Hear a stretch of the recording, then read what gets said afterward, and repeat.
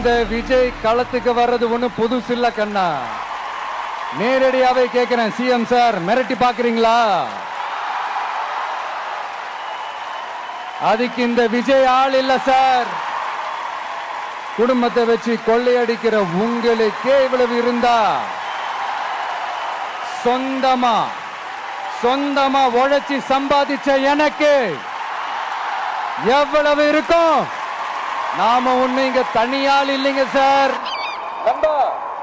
ஒரே ஒரு டவுட், இது வெறும் சும்மா கூட்டம், ஓட்டு போட மாட்டாங்கன்னு சொல்றாங்க. அப்படியா?